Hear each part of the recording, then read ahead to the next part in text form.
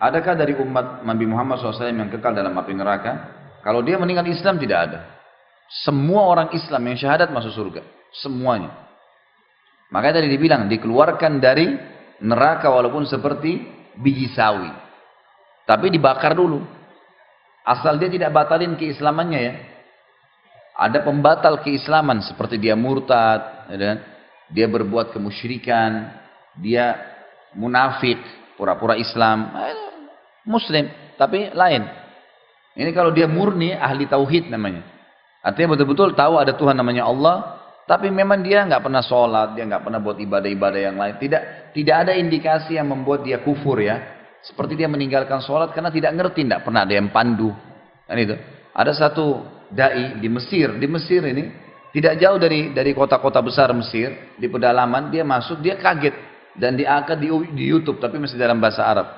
Di situ ibu-ibu banyak pakai cadar semua, pakai jilbab, pakai cadar Muslim, gitu kan, di perkampungan. Tapi begitu disuruh mengaji baca Al-Quran tidak ada yang bisa baca.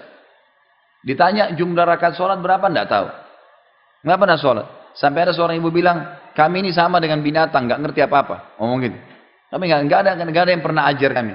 Nah itu rupanya sudah turun temurun mereka begitu. Cuma tahu saya namanya Aisyah, namanya Muhammad, tapi tidak tahu ibadah. Ada orang-orang yang begini nih, karena tidak terpandu ya, tidak ada, mereka tidak tahu, putus kontak dari teknologi pun tidak ada. Nah orang-orang seperti ini berbeda, insya Allah diharapkan dimaafkan oleh Allah. Tapi kalau ada orang sengaja meninggalkan sholat bangkang, nggak ada sholat itu. Dan fasilitas banyak di sekitar dia bisa baca, maka ini sudah nggak ada toleransi lagi. Gitu kan? Ini membatalkan keislamannya, batal keislamannya. Orang yang membangkang dengan sholat atau membangkang rukun-rukun Islam dan rukun-rukun iman, nggak ada tuh, nggak ada zakat, nggak ada puasa Ramadan, nggak ada haji, bangkang.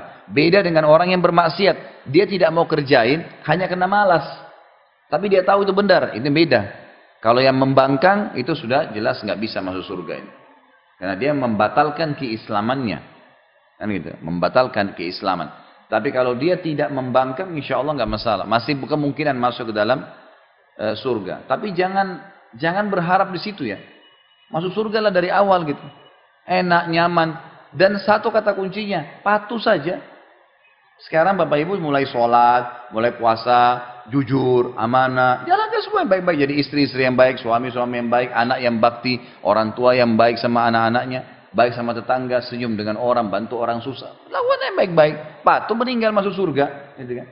Untuk apa kita pikir masuk neraka dulu? Susah itu. Ambil korek gas saja, bakar jari kita, korek gas kecil sudah panasnya luar biasa. Bagaimana kalau dibakar di neraka semuanya api? Itu parah sekali ya. Apalagi tidak ada kematian. Orang hangus-hangus. Bisa ngomong, kesakitan. Kita jelaskan kemarin masalah makanannya, masalah minumannya. Parah sekali. Minumannya nanah, darah. Gitu kan? Air panas, timah mendidih, timah yang dicairkan. Untuk apa ini semua?